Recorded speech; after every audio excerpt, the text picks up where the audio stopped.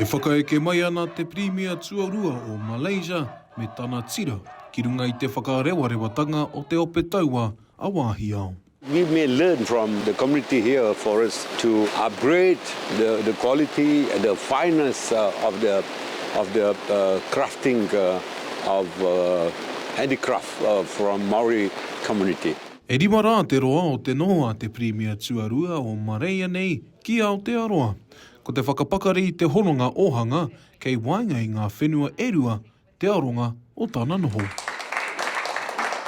It's a great honour. I wish to begin by acknowledging the mana venua of this region and thank you for your warm welcome and gracious hospitality. We would like to explore more exchange program because you have already established maybe 5 decades in terms of dedicating the special program for Maori community. A lot of other elements which I think we need to learn from here. Pēnā ka whakaroa ake ki te momo I te ao, he nui ake nā piri ana o nā whenua nei, tēnā I nā piri o nā okune.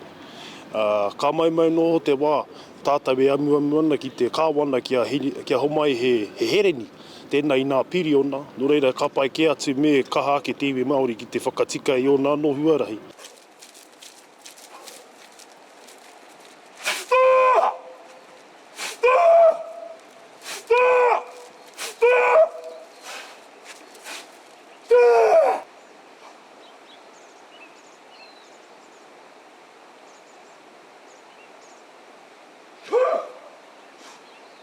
Nā te iwi o Tūhourangi te hunga o Malaysia I hāpai I tō rātou noho ki te Whakarewarewa. Hei tā te Māori kingi, e hiranga nui tēnei. Ko te wāhi nui ki wēnei kōrero, kua roa wēnei kōrero e haere ana I waenga nui ia Māori me waiake mō te ohanga. Engari, akene ko tētahi huarahi anu hei tiro mā tātou ko a tāua tikanga. Me te whakakaha ia tāua honunga I waenga ia tātou e mārama ake ai. Wā tātou mahi ki te ao. For us, it's that opportunity to exchange our knowledge, but it's also about us reaching a wider market in many ways, because this is going to be showcased on all of the Malaysian media channels. The Deputy Prime Minister, of course, is a very important person over there. E toko toru tonu, ngā rā e toi ana ki Ahmad Zahid Hamidi ki konei ki Aotearoa.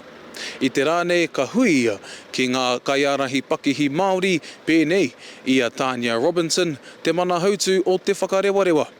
Ka tūtaki hoki ia ki tētehi hunga e 250 o Malaysia e noho ana ki Aotearoa.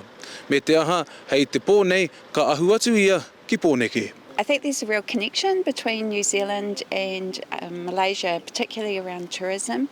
So they have what they call the Orangi Aslu people, their original peoples. And so in a sense we connect with that kind of kaupapa and that's a really important part of Malaysian tourism. But for us it's about showcasing New Zealand Māori tourism as well. Mōku tonu kia kaua mātou e wehi ki āpōpō.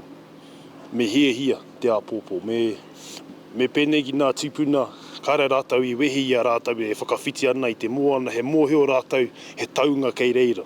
No reira, koera te whakapono nui, kia whakapono mātou ki a mātou anō, tai hua ka whae mai ko ngā hau nui o te ao, hei whakakaha I ngā rā.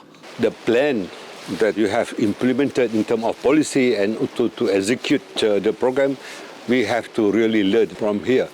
Even this village is very impressive. He hononga he mana ko ana ka pūmau tonu haere nei te wā, a tāpoi, a ohanga hoki.